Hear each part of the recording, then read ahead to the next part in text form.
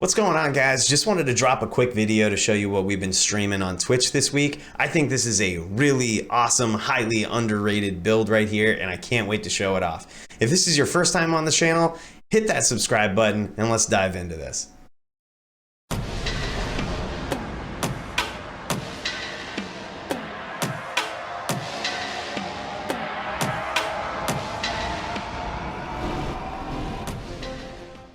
This is just going to be a quick video about what we've been streaming on Twitch this week. I'll actually leave a link to my Twitch channel in the description in case you want to come follow me on there. This week, we've been farming some end game areas with a PvM Necro. This guy has huge survivability, can handle any level 85 area in the game, and it's really not that complicated to build. I'm going to briefly go over the gear, breeze over the stats and skills, and then talk about the most important part, the strategy. From there, I'll show you a quick bail run just so you can see how it works. First, let's talk about the skills. This is predominantly a Poison Nova Necromancer, so you are going to want to max Poison Nova, both of its synergies, and also what any Necro should have that's trying to do PvM, max out Corpse Explosion. From there, obviously you're going to want to put at least 1 point into lower resist. I wouldn't suggest any more than 1 point because the payoff past that is not really worth your skill points.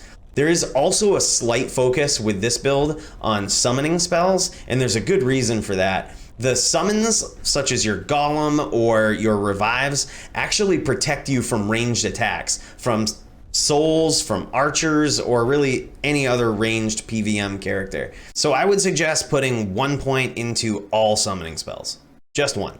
You should only have like 7 or 8 points left after that to put into basically anything you want. I chose to put him into Bone Prison, but you could put him into Revive or a variety of other things. So that's the basic skill setup. Let's jump into the stats real quick.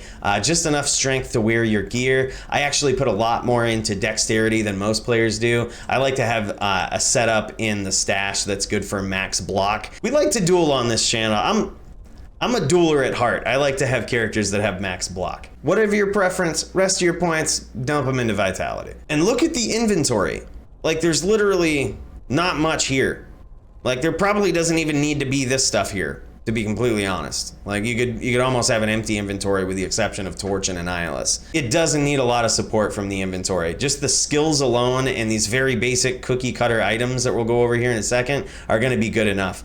So let's fly through those. Hodo, Shaco, Mara's, Spirit, Enigma, Iraq, SOJ, Triangles, those are the basics. I also do have a 10% faster cast rate ring. That's important for this setup to hit the maximum faster cast rate breakpoint. And the boots, there's a variety of things you could use here. I just chose to use resistance and faster run walk boots. They also happen to have some for dexterity, which will help me get to max block. If you wanted to gear the setup more towards MF, you could switch out to a different amulet besides Mara's, possibly a rare one that has MF. You could also focus on a ring that has 10% faster cast and MF, maybe a rare one. Also, you could put on War Travelers or some rare boots that have Magic Find on them. The charms that I have in my inventory could easily be replaced with Magic Find charms if you're trying to go that route. The Mercenary is probably the most crucial point of this build if you want to farm bosses, and that's where our build sort of differs from a lot of other people that try to make this build. So obviously we use Fortitude. It's a very good, very important mercenary armor. You could also use Treachery for faster attack speed. That's also fine. Our weapon choice is where we take the biggest turn from the normal right here. We actually use Obedience. Crushing Blow is super important because Poison Nova Necros are not known for taking out bosses. If you're ever having trouble sleeping, I highly recommend YouTubing a video of a Necromancer trying to kill Hellbale with Poison Nova. You'll be out in 10 minutes. It's pretty boring. If you want to actually be able to quickly kill bosses in areas, you're gonna have to rely on your Merc and your summons. So not only do we have the 40% chance of Crushing Blow here, but we also have Gilliam's Face, which has 35% chance of Crushing Blow, and this one also has a 15 IAS jewel in it. So that is a very quick rundown of our build that we've been running on Twitch this week. I'd like to take you through a bail run just to show you how surprisingly effective this Necromancer is. So let's dive into it.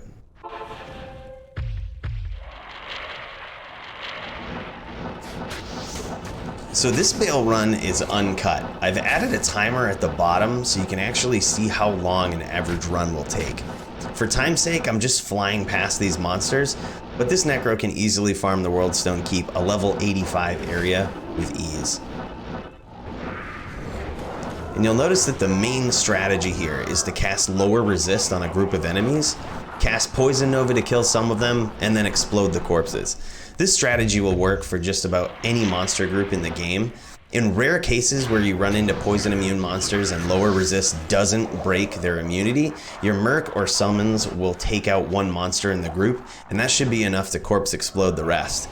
In those circumstances, curse the monsters with Decrepify. Corpse Explosion does fire and physical damage, and either curse will multiply the damage they take.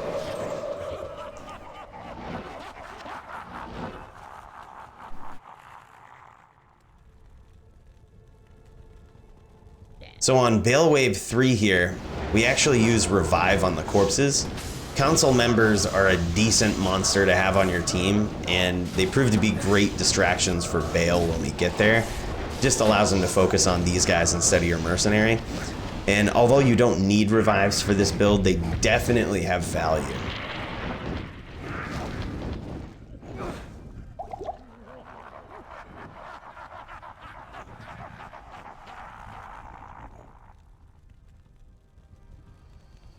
And Bale Wave 4 is immune to poison, but with our basic strategy here, we should be able to clear them with minimal setbacks.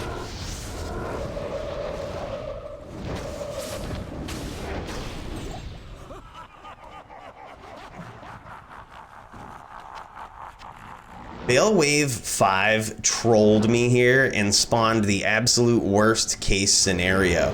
When List of the Tormentor spawns immune to physical on top of naturally being immune to fire, that means he takes no damage from Corpse Explosion.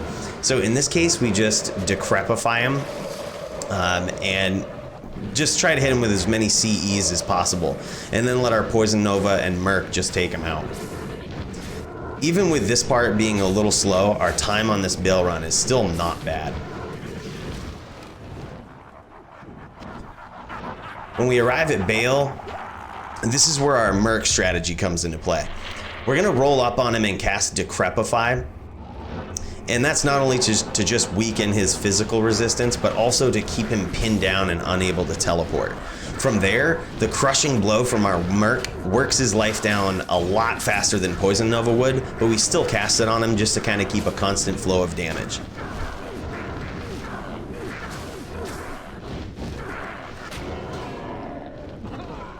And there we have it, 3 minutes and 6 seconds for a Bale run. And that's even after getting trolled by Lister the Tormentor. It's really not bad for a Necro with basically no inventory. So that's the build we've been streaming on Twitch this week. I really hope you enjoyed it. Feel free to come join me on there. I really love talking with you guys about all of our D2 experiences. It really means a lot, and I appreciate you sharing those. So hope to see you there. Hope you enjoyed this video, and I will see you on the next one.